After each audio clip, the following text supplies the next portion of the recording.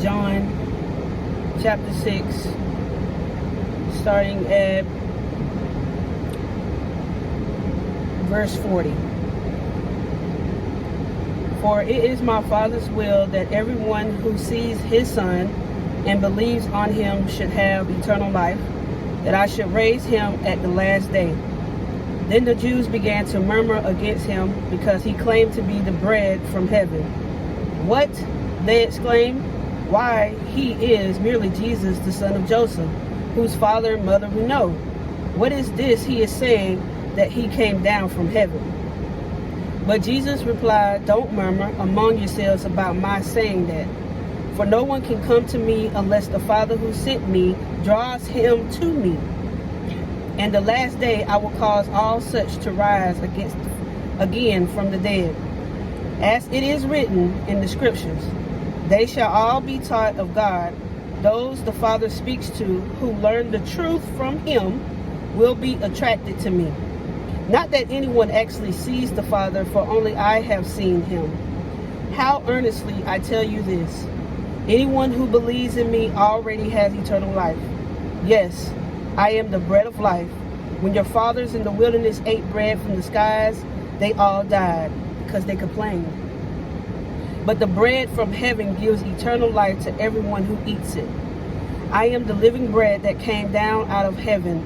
Anyone eating this bread shall live forever. This bread is my flesh, given to redeem humanity. This bread is my flesh, given to redeem humanity. Then the Jews began arguing with each other about what he meant. Why are we always arguing? How can this man give us his flesh to eat? They asked. So Jesus said it again. With all the earnestness I possess, I tell you this.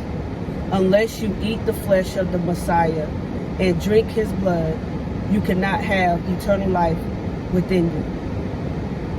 But anyone who does eat my flesh and drink my blood has eternal life, and I will raise him at the last day. The King is coming. And what does he mean by eating his flesh and drinking his blood? That is getting into the word. That is praying daily, often, earnestly, with expectations, with asking to give him, for him to give you discernment. Do you understand that reconciliation is not only with him, but also with others?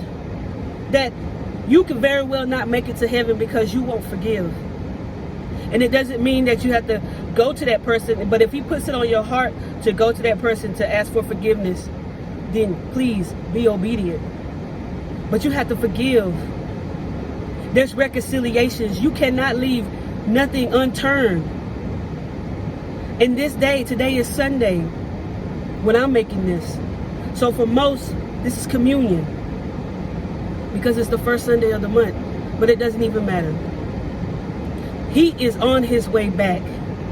You don't need to know the date. You don't need to know the time. You don't need to know any of that information.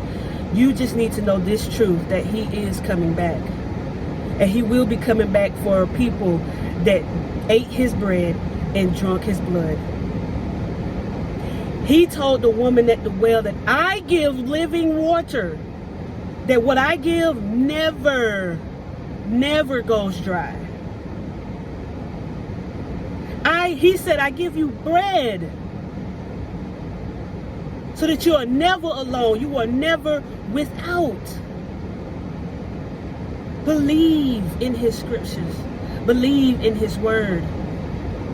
Get in it every day as much as you can. Let this be your #1 book. If you're audio, so what? Let the Bible be your only audio book that you read. You can read other things long as it goes with the word. But he is coming back. So you ask yourself, am I getting full off of his bread? Is my thirst getting quenched off of his word? And if the answer is no, then I ask and I pray that you start now. He says, anyone who does eat my flesh and drink my blood has eternal life, and I will raise him at the last day. I know you want to live an eternal life. Living all your years here on earth is not the goal, despite what social media or anyone else is telling you. The goal is to make it to eternity, in heaven, not hell. But if you don't eat his blood, eat his flesh and drink his blood, you will end it in hell. But I don't want that for you. I don't want that for you. I don't want that for you. Get into his word. Read one of the Gospels. Start there. Read Proverbs. Read Ecclesiastes. Read anything. Because he has something, no matter if you want to start in the Old Testament or the New Testament, that he wants to say to you. That he wants to let you know, I've always been there, but you wasn't open to me. He wants you to know that he was always knocking on your door, but your heart stayed closed. He want to tell you that when you thought you was in darkness, that the light was right there, but you didn't want to open your eyes, so you stayed in darkness and you stayed blind. But he wants you to know that you can be found and you can see because of his grace and mercy.